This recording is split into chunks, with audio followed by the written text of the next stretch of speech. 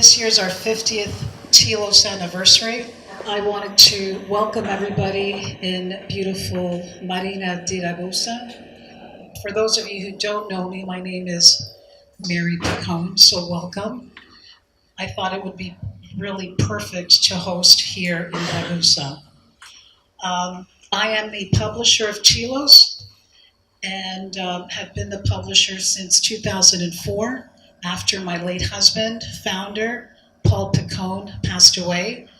And I'm really honored to stand here and say that we have made it to 50 and couldn't have done it without the amazing team, including my introducing Russell Berman, who has been an amazing support to me personally, but also taking on as editor of Telos, as well as bringing in new faces and certainly looking forward to more.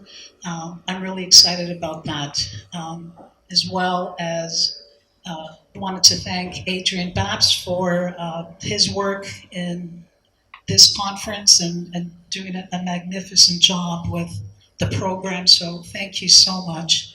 As well, David Pan, our executive director of the Institute, couldn't do it without you. So thank you all. So without further ado, I'm going to introduce Russell Berman. And if there's any misbehavior, we'll track you down. Thank you all for coming. Is this working? Can you hear me? No. Can you hear me like this? Yeah? Okay. Welcome to this Telos conference. Thanks to Mary for her support. Thanks to the Telos Institute, David Pan, and thanks especially for Adrian Paps for pulling together this conference in particular on the endurance of empire. Many of you have been at Telos conferences before, so welcome back, so to speak. And I see some new faces as well, so welcome to this community that has carried on an ongoing discussion about a set of interlocking issues over well, Mary said it, 50 years. The topic of this conference, Endurance of Empire, includes endurance, and Telos has endured as an independent journal in an adversarial setting, and we're proud of that. But our topic is really empire. Yes, the time, the endurance, but it's really about empire and space and the implications. Let me say a couple of reasons why this is of significance for Telos. Telos has addressed many different issues, many different philosophers, many different political theorists over the years. But if there's a theme that goes through the journal for half a century now, it has to do with the complexities of universalism. Let me put it that way. The complexities of the notion of normative claims, allegedly pertaining in all situations, and the resistance they face in the particularities of human existence. Working through that tension between the universal and particular is something that is, well, maybe the brand of Telos. This is what we do. It was relevant to our reading of Edmund Husserl at the beginning of the journal. It was relevant to our engagement with the Frankfurt School and Adorno, and it's certainly relevant to our engagement with the writings of Carl Schmitt and other figures. What's particular and what's universal? How do regimes prevail over the multiplicity of existence? How is sovereignty even possible over and against the multitude of different positionalities? Now, to zero in more to the endurance of empire, I'd say this is an urgent issue for a number of reasons. In intellectual life, at least in the United States, I think this may shock, this may provoke.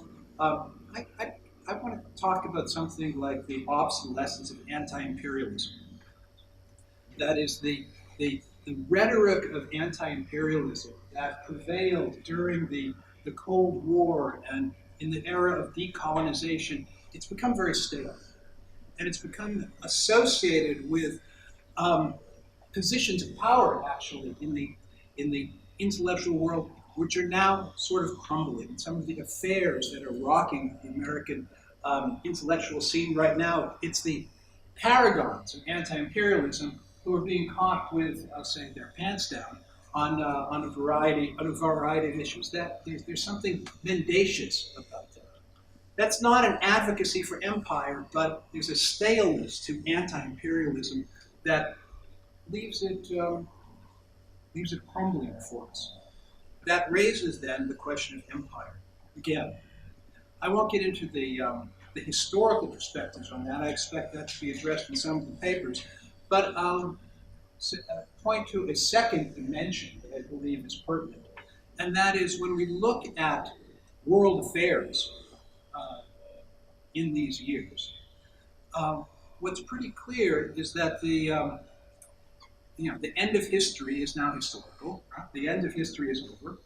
The notion of a monopolar world that seemed strangely credible in 1989, 1990, 1991 is clearly gone.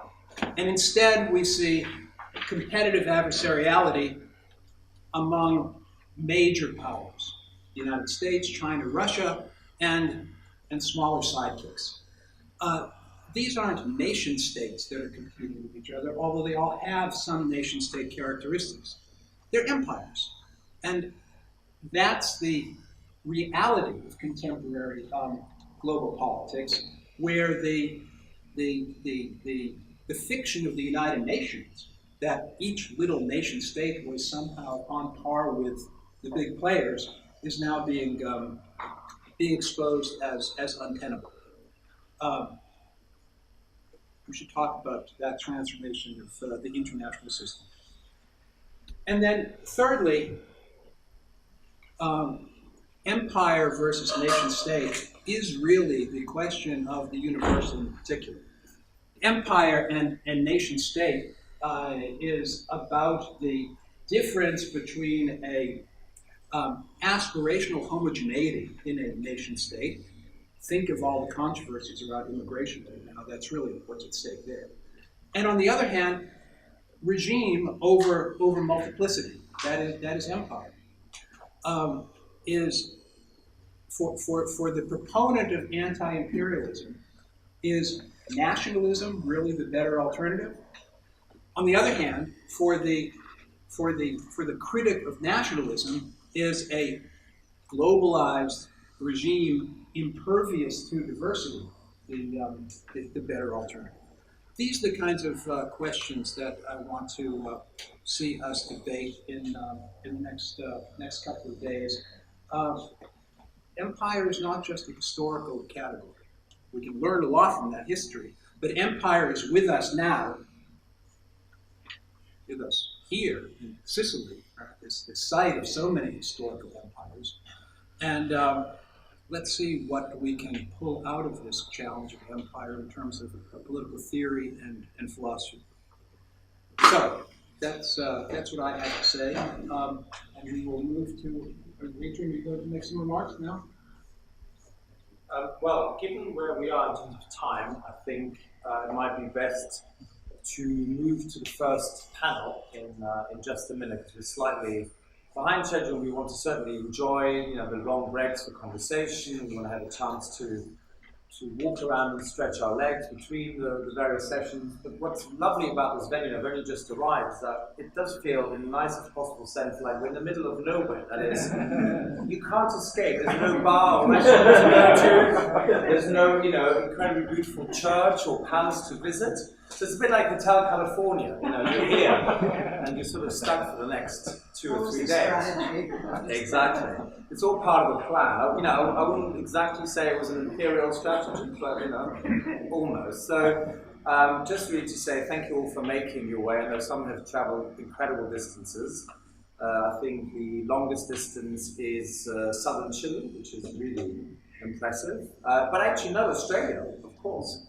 It's always outdone by our Australian friends. Until we get someone from New Zealand or Fiji, I think our Australian friends will always sort of lead by example. No, it's really wonderful that you could all be here. It's the 50th anniversary, which is so important because it's about celebrating the incredible legacy, but also, of course, theorizing the contemporary. That's, after all, Telos's mission, if you like, to try and have a critical theory of the contemporary, to tackle big questions like empire, because empire is also capitalism, empire is also certainly culture, it's perhaps also the resurgence of civilization. So it's a big, big question, which is about space, it's also about time. The Imperium used to be linked to a sense that this was a temporal realm between the fall and, if you like, the eschaton. And so the question of time is coming back into things, as we just heard from Russell. We've now have history back because it never ended, and the end of history means that we have to take time far more seriously than we have done. The importance of historical mediation, the eruption of ontology in history. These are all questions that in some sense pertain to empire, because empire is about how to organize life in this world, including the natural universe. It's also about rethinking relations to nature. So there's a lot of questions I think we can connect this to, and I think some of the papers already are suggesting that empires take very, very different shapes and forms, and I'm really looking forward to all the sessions. So without further ado, can I introduce the first panel? The session will be moderated by David Pan, who I think needs no introduction, but since he's not going to do it, out of modesty, I will. David is the executive director of the Telos Post-Westphalian Institute, professor at the University of California, Irvine, and of course a long-standing associate editor of the journal. Has been effectively running the annual conference in New York City that many of you have attended over the last few years. And has also started a cycle of international conferences in Australia, in China, and elsewhere. And one of the conferences was with Wayne Hudson, who's somehow inserted himself in this panel, and I'm not quite sure why. But you are on this panel, but you aren't Wayne. But it feels rude to remove you from it. I was in the panel on one of the documents. Really? But not the first one. Oh, I'm not here. Okay, that's good.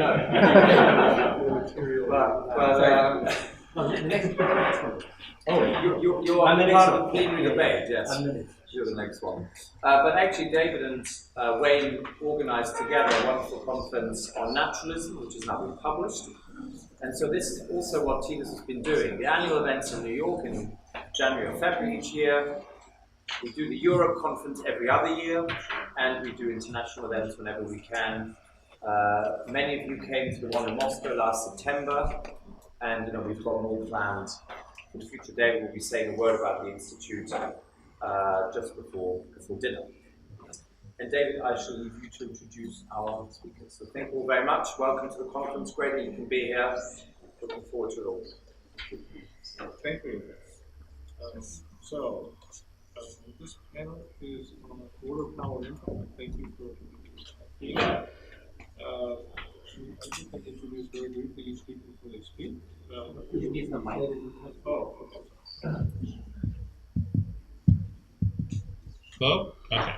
So, welcome. I'm just going to introduce each speaker briefly before they speak. So, our first speaker is Lars Erslev Andersen from the Danish Institute for International Studies. And his paper is entitled The Concept of Order, the Post-Westphalian European System of States, and the Hubris of the Idea of World Order After the Cold War. Okay, thank you. Thank you very much.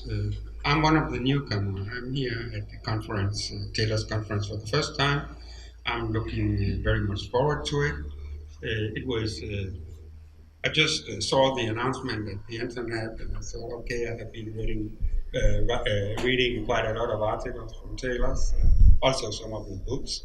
So I thought this is the place I would like to be. So here I am. I have been a bit nervous for my presentation because it is not possible to talk about all these three things in 15 minutes. So I hope that you will forgive me that I can see the chair is very keen on time measuring, so I have to speed up already. I think I will concentrate on the first part, namely the concept of order, and I think it's an important concept. Why am I interested in that? It's because I'm writing a book, a rather large book on, I call it World Order as Will and Intuition. It is, of course, a quote from Schopenhauer, an intellectual history of world order and the war on terror. And it consists of two parts. The first part is conceptual history of order, and other concepts. And the other part is area studies on two empires in one region, namely United States, China, and the Middle East.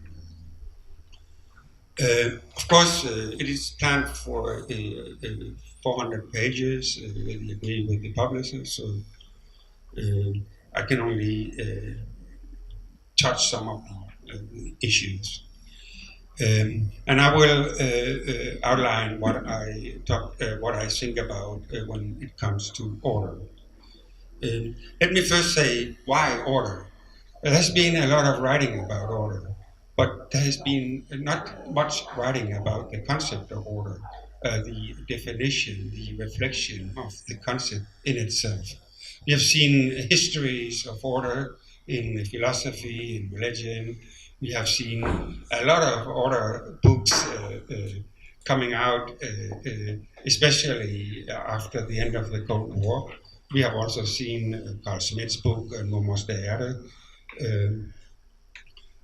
He delivers actually a short definition in the beginning of the book, order and orientation. And of course, I will pick that up. But I have been a little bit frustrated because I couldn't really find a discussion on what is actually order. So this is what I'm going to talk about now. I have three approaches to this discussion, one pragmatic, one theoretical, and one historical. And I will not read the historical, but we will have time for discussion. I think, of course, order, you meet this concept everywhere when you're talking political theory, political history, and all these kinds of things. So that's my motivation for going into this. Based on my studies in classical Greek philosophy and science, and also inspired by Carl Schmitt's book, Nomos der Erde, and by his contemporary professor, Reinhard Koselleck, I first deliver a pragmatic determination of order. And I see it as constructed in 4 dimensions. First dimension, space. And the interesting point here is that you can think of eternal space, but you cannot visualize it. This means that every time you are discussing or dealing with the concept of space and you try to visualize it or to have an idea of it that is not in pure thinking, it will always be limited. It will always be some part of the eternal space. That is, that we are thinking in a specialized way. And that means that the other dimension, the second dimension that is important, is border. There is, when we are thinking about order, there's always a border. There's always an inside or an outside, a we and the other, which sometimes could intensify into an enemy-friend relation, but not necessarily.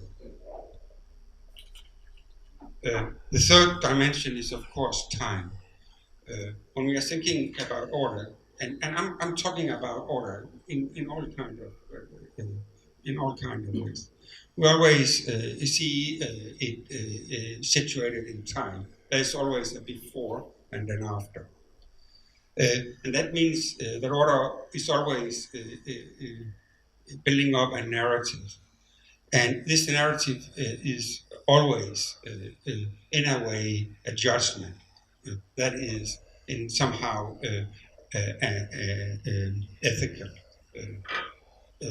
And that means that the fourth dimension that is connected to my pragmatic determination of order is norm or normativity. And that goes for hierarchy. We will always have an over and under. We can make the philosophy of history as a series of orders, like, for instance, Hegel going from the Orient to the German state or the Prussian state. And clearly with a development from primitive to more development, so on. So this is always built into, there's always a normativity built into. This was the pragmatic approach. Then I asked myself, with inspiration from the German philosopher Immanuel Kant, is order actually an intuition like time and space is in the epistemology of Kant?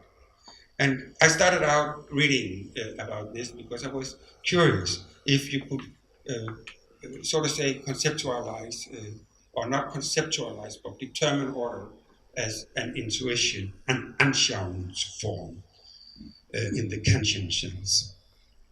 And my answer, after studying the so-called transcendentale aesthetic in the beginning of the critique of reinen Vernunft, critique of purism, I said, no. And I don't know, how much time do I have? 8 minutes, fine. It's a very, very interesting discussion in the beginning of this book by Kant from 1881. And it's about space. What is space? And he picked up the discussion between Newton and Leibniz. And I cannot go into that. But Kant's conclusion is that space is not a concept. I conclude order is not a concept. On the same line of argument that I find at Kant. But my finding is also that order is not an intuition. It's not an Anschauungsform. Why? Because it always, as I already outlined, is involved in judging aesthetic, ethical, and normativity. So, and therefore it cannot be an intuition. It's already involved, so to say. So then I started studying the function of the epistemological process as Kant outlined it. And we should not repeat all the Kantian stuff here, but I paid special attention to his small paragraph, so to say, on transcendentale apperception. And this is interesting because here he summarizes that the process consists of 3 syntheses. One from perception to placing the object in time and space. The second one with the Verstand, the categories. And the third one when the Vernunft, the reason, start questioning this. And if you see here, we have 3 syntheses, and that is actually 3 orderings. We are, in this process, ordering 3 steps. And that leads to my conclusion that in this process, where we have from the perception to the construction of the object as my object for discussion and investigation, there is 3 steps of ordering. And this process is not a process that is, now I'm telling about it in a narrative, but it takes place instantly, spontaneously, almost unconsciously. So, and this is my invention here. So, what is order then? And my conclusion is that you, in order to make you oriented in life, in the context where you are, for the things you are looking at, you are ordering. So order, and you cannot help it. You cannot avoid it. You cannot. It's back behind your back. It just takes place. So, and therefore, I make the definition that I see order as a desire. Order is a desire or a will, and it's on the same level as a desire for sex, for instance. And and this is the most important conclusion in my reflections on order in Kant. And therefore, my book is called Order, World Order as Will and Intuition. And this leads me to a few more conclusions that I could take up here. It leads to this observation that there is always in this process a combination of thinking and feeling. So you cannot divide these things. You cannot make, not even in the purest mathematical thinking, depart from feeling. Because when do you feel home in the order you create? For instance, when you create an equation or whatever, it is a feeling of pleasure that Kant takes up in his third critique. Or it's a feeling that it's not ended of discomfort. And this leads me to the next step, and I guess I'm out of time already, but it opens for the next step in my analysis, and that is with this combination of thinking and feeling, pleasure and discomfort, and spontaneous ordering leads me to take up Nietzsche and the will to power. I start not by the will to power because I needed to explain what we are talking about, but the first attempt he had in his first book with the building up of nice forms, ordering in literature, architecture, politics, and whatever, what he called the Apollonic attitude. And the other one is, of course, the exact opposite, the destruction, the Dionysic feeling of joy by building or deconstructing forms. And I think every time we are talking about order, and it's of course especially interesting when we are talking of order in the form of world order or liberal order or other kind of social order, that it is always a combination of a belonging to the order or not belonging, a feeling and a thought, and it's always, and then I heard the introduction about universalism versus the particular, and it's always a limiting. And therefore, my last part in the announced paper was to see that this limitation or this ontological determined limitation of any kind of order thinking was forgotten when George H.W. Bush in 1990 announced the New World Order. And of course, there were quite a lot of states, of empires, of people, especially people that did not belong to that kind of thinking, and therefore, of course, had some kind of opposition to it, and still have. I think yes, Sure. I think this gives me an opportunity to reread quite a lot of the key concepts in IR by constantly referring back to this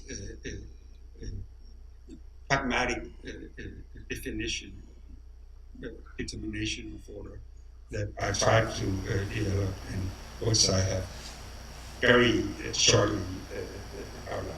Thank you.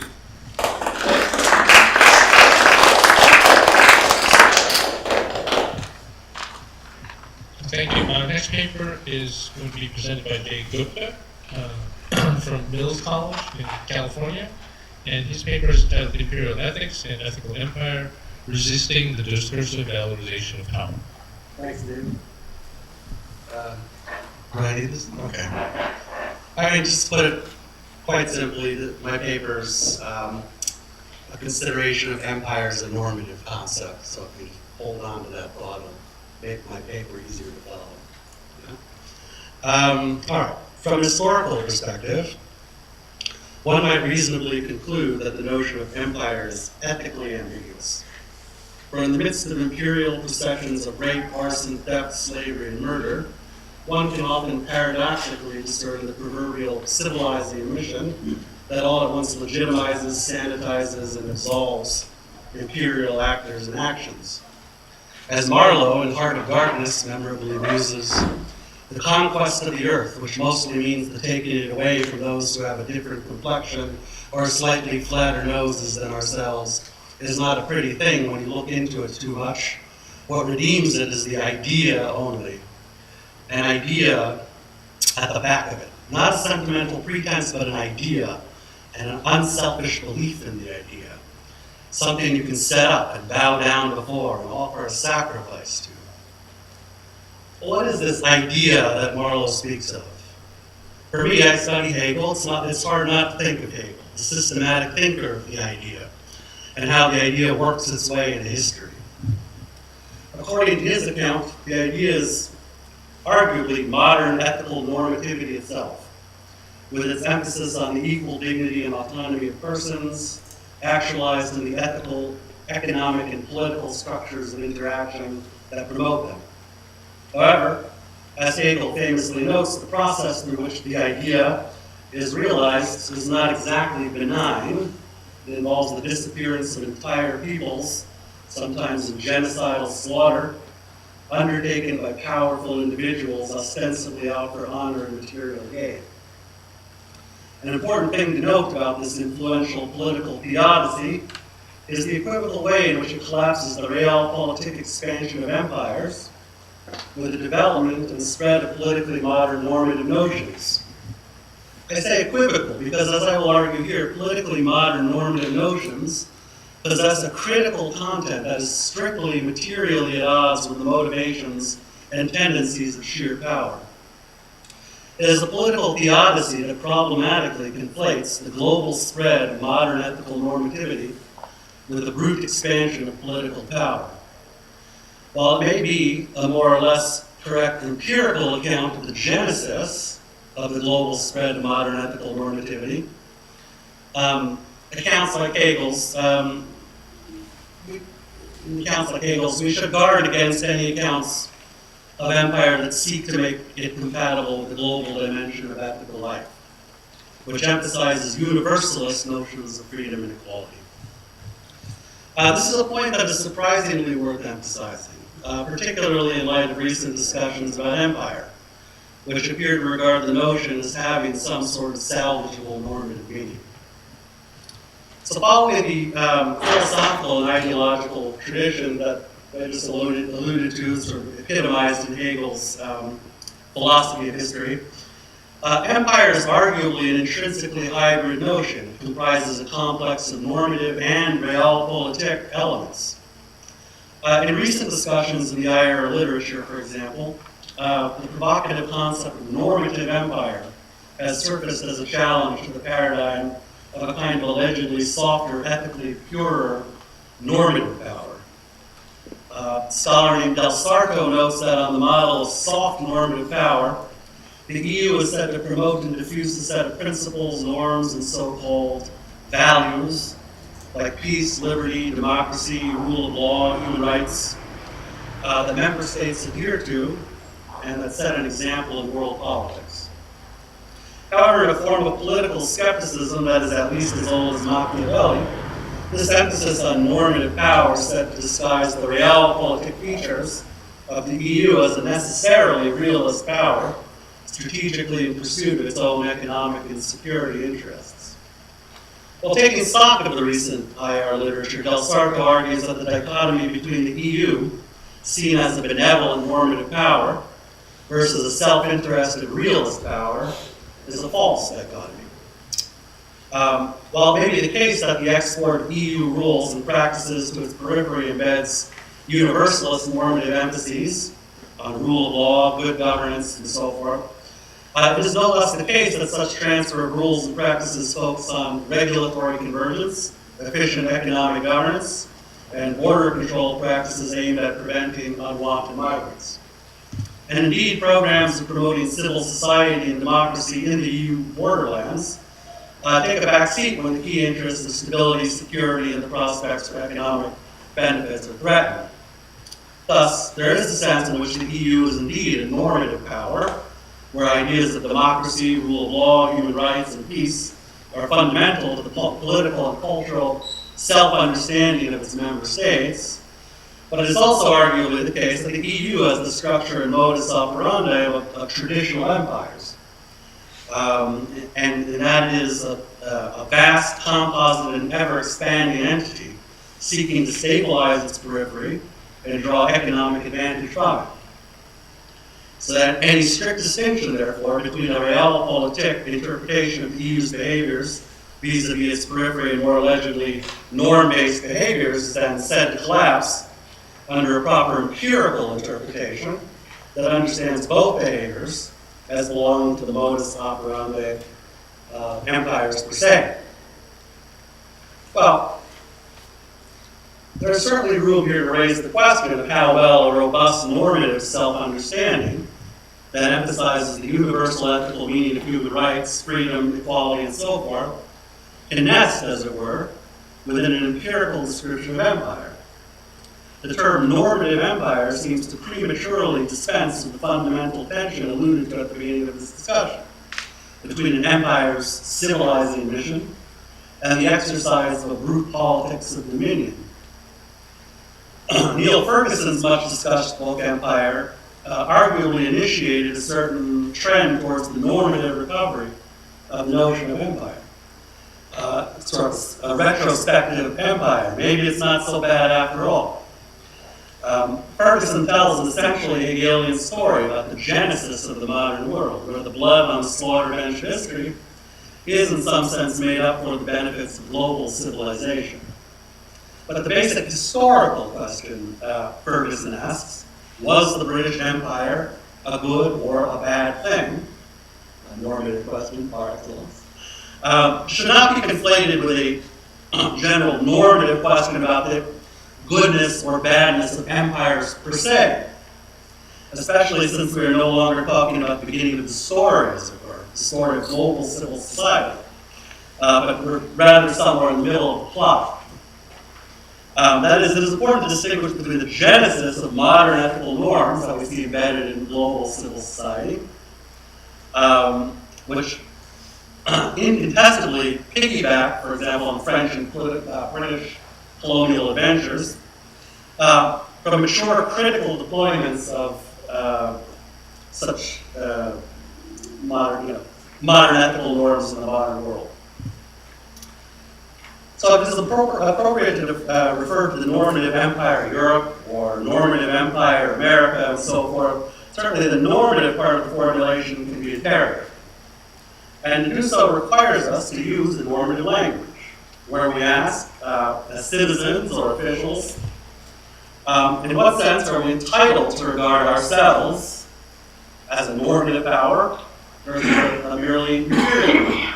That will live in the EU or the United States of America or any of the other empires that arguably still exist on Earth. Though perhaps not formulated in this way, this sort of question articulates a basic perennial skepticism that you see in Middle Eastern countries about Western political intentions. To go back a few years, Bush-era neoconservatives notably conflated a kind of neo-Hegelian normative language with the realpolitik language of state security interests. They spoke of the birth pangs of democracy and other exalted notions to justify regime change in the same breath as they spoke of imminent existential threats to our freedom and our way of life. The wholly empirical description of normative empire urges that this is just what empires do.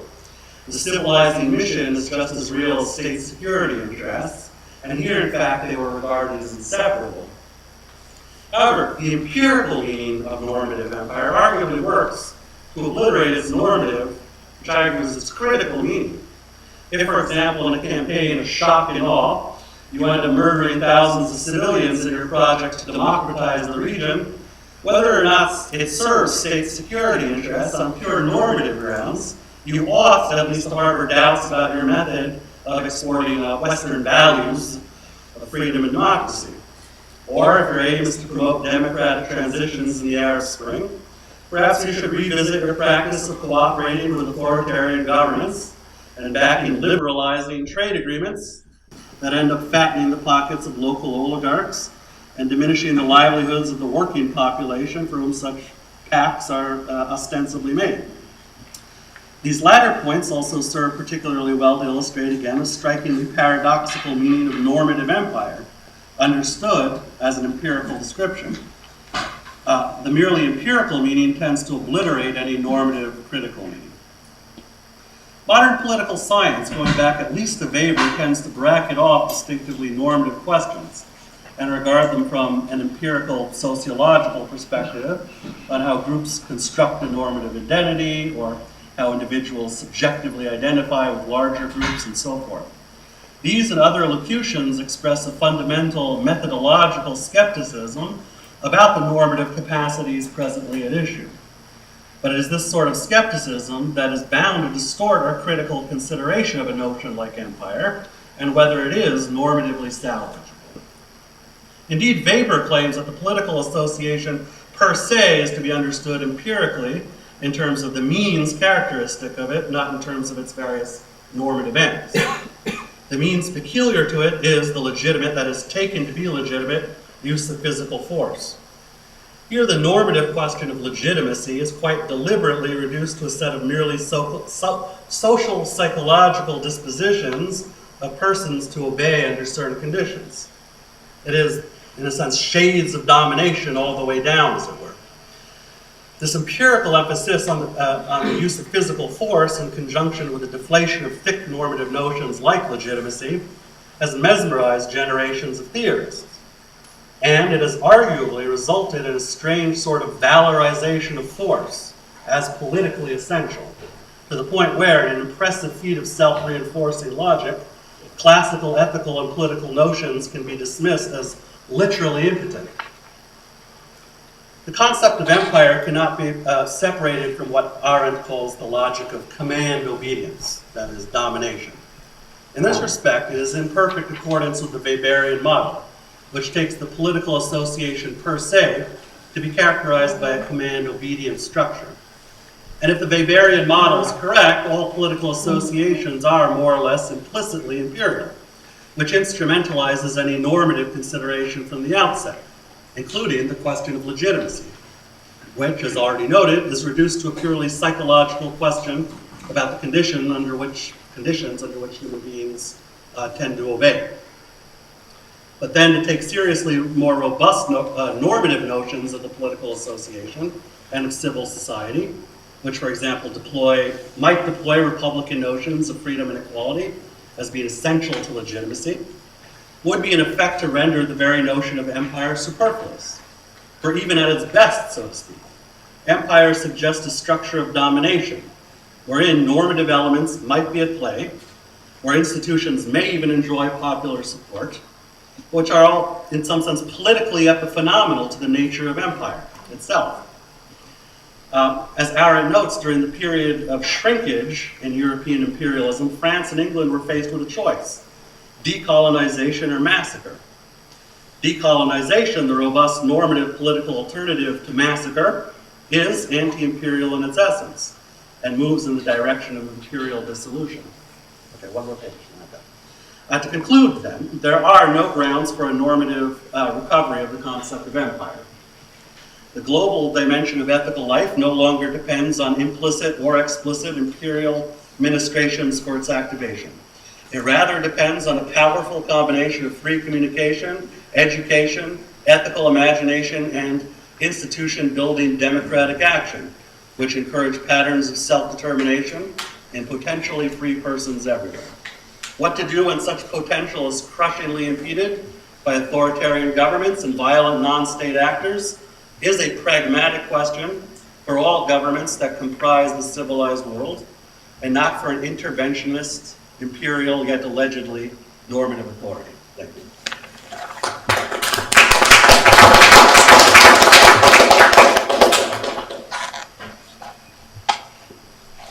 Thank you very much. Our last paper is going to be presented by Samir Puri from King's College in London. Oh, I'm sorry. Our next paper is going to be presented by Samir Puri of King's College in London. And his paper is entitled Imperial After Effects and 21st Century Great Power Relations. Well, thank you very much, and thank you for having me here. So I'm from the Department of War Studies, which means my paper and much of my work is multidisciplinary between history and political science. This is also the opening gambit in an embryonic book project. So my ideas are relatively underdeveloped. But what I'd like to do is, and picking up from the last paper, rather than taking a normative position, my paper is a little bit more empirical, looking at a few different examples of great power relations, great power conflicts in a post-imperial setting of the 21st century. My approach is comparative, so I'm not providing you a regional exposition of one particular case study, but a few different cases. And I'll try to summarize my thesis in a couple of lines, so you've got something to follow for the remainder of the 15 minutes of my talk. I think a lot of us, and certainly listening to Russell's opening comments, will be very aware of the importance of an awareness of empire in terms of hierarchies as an ordering principle, as juxtaposed with the paradigm of nominal equality between sovereign entities. That's pretty much a state of play intellectually, practically, since Wilson, for beyond living memory now, that we've become accustomed to. My thesis is that we are certainly not entering a new imperial age. Rather, we are in a post-imperial age that is awash with a series of very important post-imperial dynamics.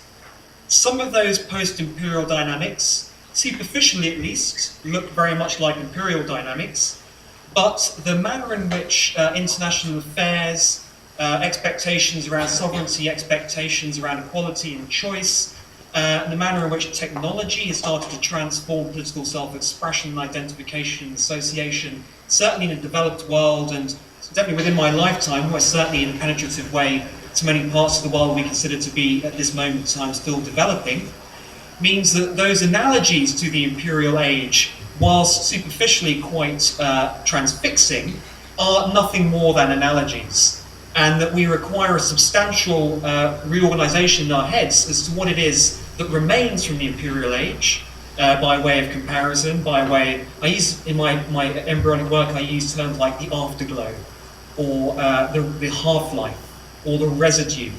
That's very much, I think, still present. But it's that reinterpretation. I always say to my students as well, many of the intellectual puzzles we face are questions of continuity versus change.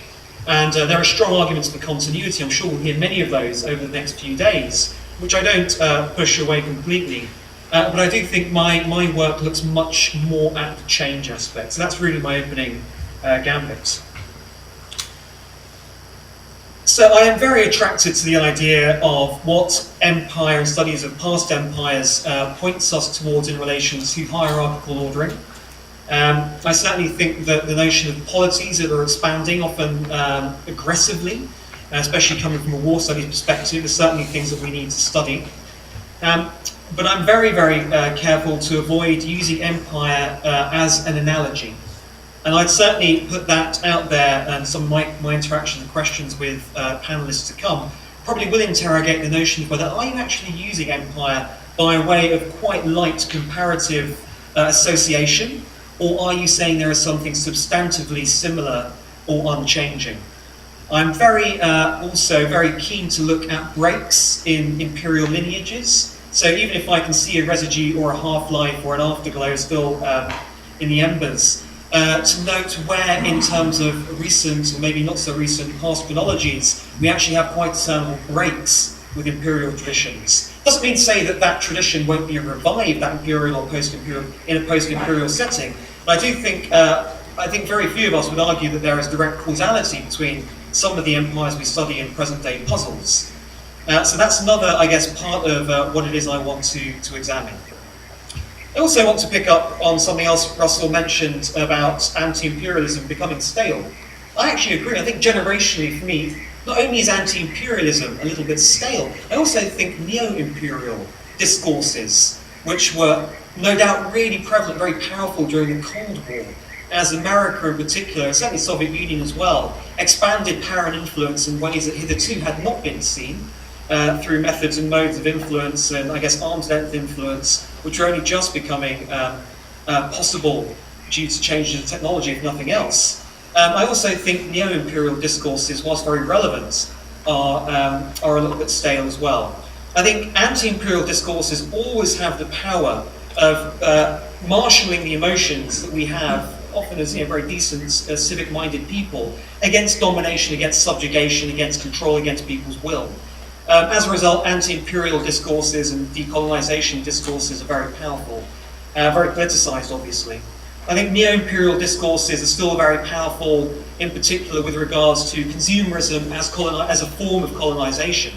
I don't think those things are wrong necessarily, but I would interrogate both lines of reasoning, again with my main critique, which is, are you principally drawing upon the imperial age as a convenient analogy to marshal those negative feelings around domination, subjugation, and forcing people to do things that aren't necessarily that didn't necessarily come to their own minds through their own calculations and experiences, and again, therefore being very politicized. My thesis, when I've written the book in a year from now, I guess, will really be that the 21st century is, we're looking at an era of intersecting post-imperial legacies. Intersecting post-imperial legacies, not imperial legacies reordered, but post-imperial legacies. And with the remaining half of my talk, I'm going to move much more to the empirical side, just to provide some illustrative examples. The book will look at different examples. Two, very quickly, that I'll illustrate. Before becoming an academic a couple of years ago, I spent, in my previous life, spent a year on the East Ukraine border, doing a totally non-academic job. This was obviously the start of the Ukraine conflict. So very much immersed in what we would see as I guess, the resurgence of empire. And there's a whole panel on Russia, so I won't go into detail on that. I'll reserve my comments on that geographical space for that panel. So I'm very aware, of course, that the annexation of Crimea, which it's an aberration as far as international affairs are concerned now. Obviously the Kuwait annexation of 1990 was ended less than a year later through UN-backed, US-led military operation, which of course is one of the bedrocks of the unipolar era, was America's ability to actually do that. And I guess to almost update for the late 20th century, this Wilsonian notion that international affairs ought to be post-imperial, that annexation and old-fashioned expansion of control ought not to occur. But I guess the other inspiration for me personally for working on this, my family is 3 generations, 3 continents, as I say, South Asia, East Africa, and then I was born in London. The book originally started with the idea of, well, what impact has the imperial tradition of Britain had on Brexit, the mentalities of Brexit. But once again, there is no causality that I can discern. There's only a conditioning through, I guess, habit-forming ways of seeing the world from your own national position, from the perspective of having once been an imperial power, that are being reinterpreted and re-energized for contemporary questions of control and sovereignty and of protection of decision-making powers, which is the main sentiment behind Brexit. There's, I guess, in the British context, certainly a point at which Britain's national identity has been conceptualized in a way very distinct from Europe's, consolidation and pooling of sovereignty, simply because Britain thinks of itself as very special, having maintained such a large global empire. So I certainly think, both in the case of Russia and its perception of its own region, Britain in regards to the perception of its own notions of independence of decision-making and of its own special history, from the perspective of being former imperial powers, sense of expectation, sense of right of way in international affairs has obviously been accumulated through centuries of experiences of being previously hubs of formal imperial control. But I do still think that it's unlikely, and of course I'll wait to see what is said in the panel on Russia, that Russia extends this paradigm of annexation to other spaces. I actually think there's a lot of effort's been wasted in looking at the analogy of Russia extending its imperial control to the Baltics. I just don't see it as a very feasible way, and I'll talk about that more when I comment on the Russia papers. The RAND Corporation actually spent a lot of money and time working for the Department of Defense, producing a series of simulations about how quickly the Russian armed forces could take Lithuania, Latvia, Estonia, and energize those diaspora populations. That sort of then relies on the notion that Putin or his successors will effectively replicate one gambit that was used in Ukraine to another space. So I do think, and I hope, and I also think that Crimea is an aberration, which I suppose sort of partly disproves my notion of we're in a very much a post-imperial space. If there are more Crimeas, I will certainly be eating my hat and saying, well, no, we're very much in a resurgence of empire in a very direct capacity. So I've got 5 minutes, and I'll just run through another couple of empirical examples. So to save time, I'm just going to pick 3 examples of interstate crises that exemplify reordering in I always say to my students that I don't think we're in a multipolar age. I still think there's unipolarity as a very important feature of international affairs. But I do say that, by way of my own analogy, if America was the undisputed heavyweight champion of the world in 1991, 92, it's probably the disputed heavyweight champion of the world today. Whether we've set sail from one coast, we haven't quite yet arrived at the next one, whether you believe that to be multipolarity or multi-order, or even a bipolar possible system, some Chinese scholars write of that. That's really your own sense of estimating that the state of reordering is underway. Certainly when I entered the workforce 10, 12 years ago, that reordering is far more pronounced. There's so much writing, and Neil Ferguson's a good example, from the early 2000s. It actually seems very dated now, because it's still about what does America do with its almost omnipotence. It's that post-9/11 moment, which I'm sure there was a similar post-Cold War moment as well in terms of waves of scholarship and thinking. Right now, where I'm sort of sitting, my generation, that writing already feels quite outdated, not least because of some of the inward-looking lurches that American domestic politics have made. But the 3 cases I will talk about very briefly, Iran, an extension of power in the Middle East, whether it's in Syria, Lebanon, Russia, of course, with its near abroad, Georgia in 08, Crimea now, China, of course, with regards to the East and South China Seas. No need for any background, we all know what those examples are. I think there is reordering going on. I don't necessarily think it's helpful to look at it from a sort of resurgence of empire lens. I think it's better to look at all 3 of those examples based on their unique geographical context in a post-imperial setting. How do powers that are able to agitate elbow a little bit more space for themselves at the regional level? They're all engaged in a mixture of regional gambits while still effectively with the system hegemon trying to avoid great power conflicts. I published a paper last year which said that actually all 3 are executing their sometimes quite aggressive regional gambits to the tolerance of the US, not the acceptance, but the tolerance of the US. The US did not go to war in Ukraine. It took a very long time to authorize non-lethal support to the Ukrainian military. Lethal support, to the Ukrainian military.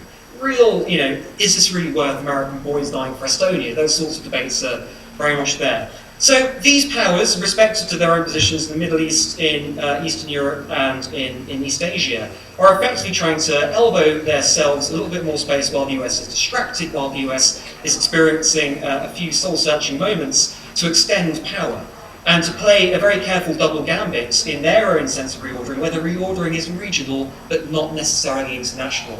In decades to come, China might seek a greater international reordering, but at the moment it's actually the inheritor of the climate change treaty, which is things. It made 5 years ago to say that. To effectively take up some of those hegemonic responsibilities to buy itself space for that regional reordering. I don't necessarily think resurgence of empire is the best model through which to examine those dynamics. But I do think there are certain dynamics which are reminiscent of empire, some of the patterns, certainly some of the patterns of the extension of continental influence at that regional level. Of course they're imperial, because no one's actually moved these ancient civilizations to another part of the world. It is the same areas, probably the same relative disparities of political consolidation, of wealth and of military power that are playing out, of course, in the 21st century setting. So I think we only got about a minute or so left, so I will wrap up with a few final thoughts. I think to say that countries that are building new empires, I find it to be a little bit theoretically insufficient. I certainly find it to be empirically unsatisfying when you start to actually look at the ways in which influence is being extended by challenges to America in certain parts of the world. I certainly would say that they're reordering their regional power balances in a post-imperial setting, and I certainly say for those sorts of countries to be successful in those bids, they need to be very aware of those post-imperial forces, not least one of them being a resistance to the domination of white European countries as inherited, by accident in some cases, and sometimes by design, depending on your perspective, by America. So I think that's very powerful domestically, politically, to stave off, but I think that's the utilisation of some of those normative trends that we've talked about. So just one last sentence just to round off. I'd say post-imperial sort of considerations are crucial to interpreting national political traditions pretty much everywhere in the world. My book will actually also talk about the formerly colonised parts of the world where it's important in its own way. But for sort of great power relations, I certainly think that those imperial impacts on their conceptions of rights of way and on international order are very important, that even if the world clusters and reduces in terms of the independence of the smaller sovereign powers, I don't necessarily think this will result in a replication of empire. Certainly don't think it will result in a replication of formal empire. If it results in a manifestation of control and subjugation that is very much of a 21st century nature, I think it's beneficial to actually arm ourselves with a new and updated vocabulary to explain those sorts of concepts, whilst paying due course and full attention to all of those imperial trends and traditions that we can still see as manifesting. Thanks for the extra minutes. Thank you very much. All right, thank you very much. We're going to take some time for questions. Maybe we'll go until maybe 15 minutes for questions. Just a quick question for Lars, and on the notion of order. You talk about the desire aspects, the perspective on order, but I'm wondering, you can't basically want to order something that you don't know about. And I'm just wondering if you can relate order, the concept of order, to surveillance perhaps, or to the various technologies for understanding the world, seeing what's out there, seeing how people are responding to things in effect, and trying to understand, make more transparent what's going on. Again, taking your concept of order and fleshing it out a little bit in terms of the desire of order, perhaps pushing these technologies, pushing Google, whatever, to understand where we are right now. That my credit cards would use and what I read lately and all of that. Again, I was fascinated with order and sex and all of that, so please kick us off. Okay, thank you for the question. The idea by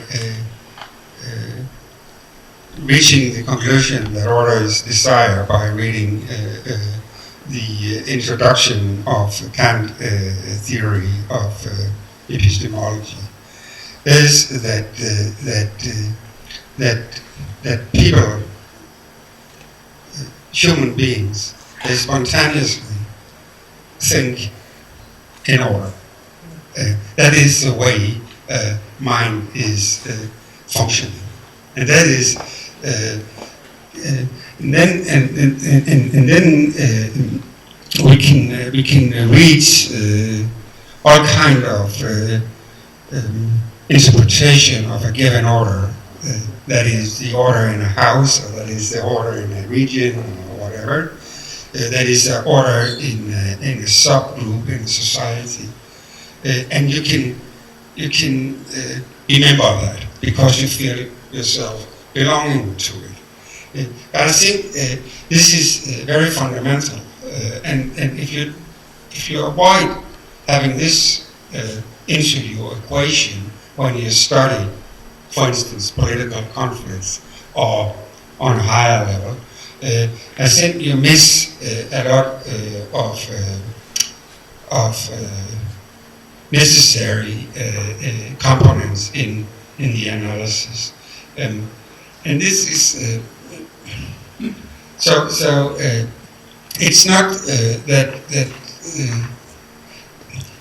a political order is a result of, you could say, an epistemological community, so to say, that you step into. Because of course, it's a dynamic. You can go out again and reject it. But these dynamics is crucial for understanding political developments and conflicts. And this is what I'm trying to develop by rewriting some of the concepts. The next step in my analysis is a discussion about, on one side, civilization. What is civilization, from Enlightenment and up to the discussion and quarrels about Huntington. The other side is regional security complexes. My problem in both is that the one, with all its critique that is well known here, I don't need to go into that, but one point is clear, and that is that it leaves me with an idea that culture matters, so to say, and it goes into my interpretation of order. The other one, but not the essential determination of civilization. So we need to get rid of this concept. But still, that explains better why feelings are. It opens a space for understanding why enlightenment will not do,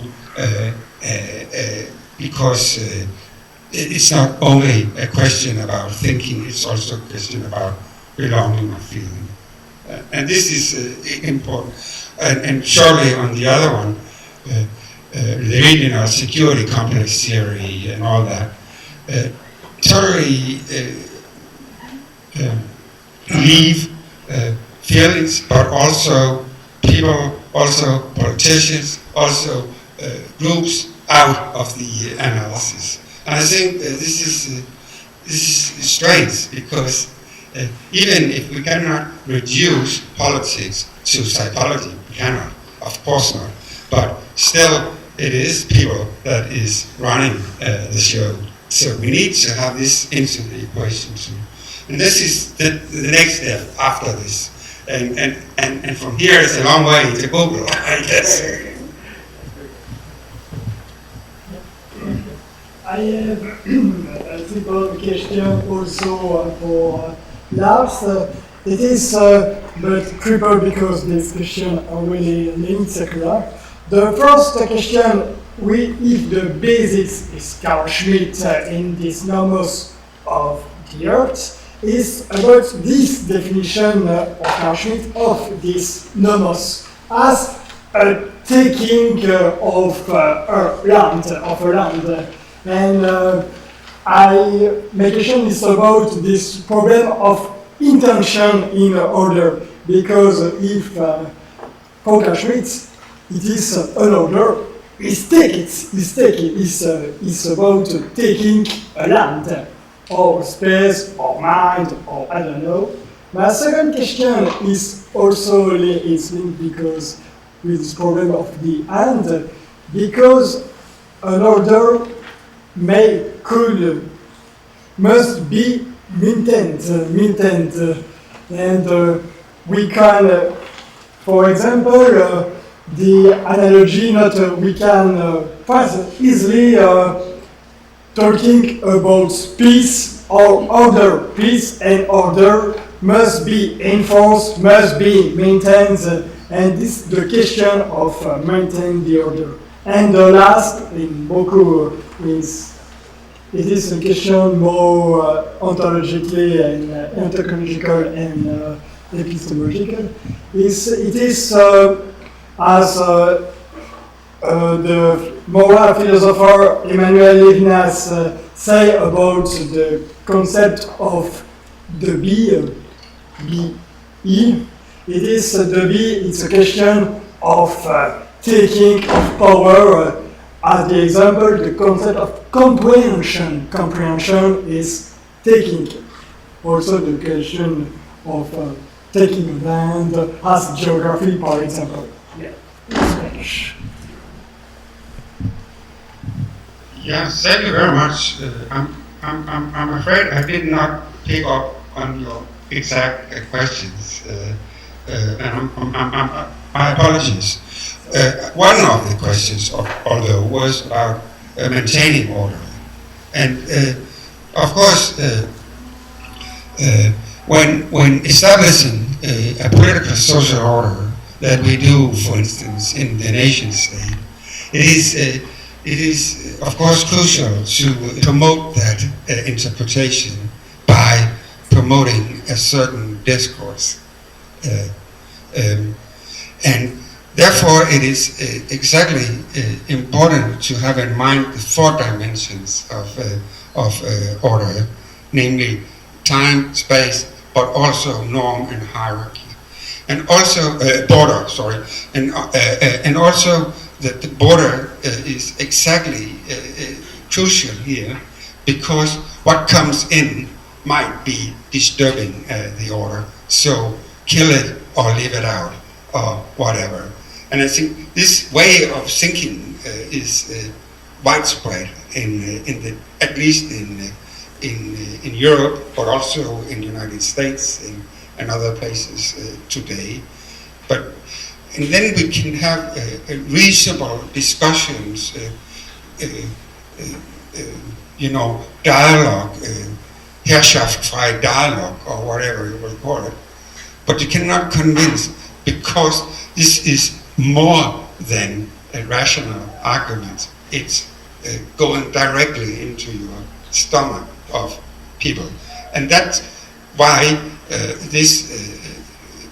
as I hope this perspective will open also a gate to better understand things like fake news or on these kind of things. But I hope I addressed some of you, Chris. Thanks to all the panelists. I have a comment for Jay and for Samir. Jay, I appreciate the fervor of your defense of, I'll call them liberal values of human rights, of free speech, et cetera, and your consequent criticism of imperial gestures of domination, the command-control economy. But by the end of your talk, you tried to mobilize support for your position by appealing to a notion of the civilized world. That's quote unquote. That term itself is thoroughly embedded in historical discourses of imperial domination. So I wonder to what extent the purity of your normativity falls victim to a dialectic of enlightenment. Point one. Point two, Samir, thanks for your contribution and your admonition that we should think about empirical situations so we can sort through some of the issues before us.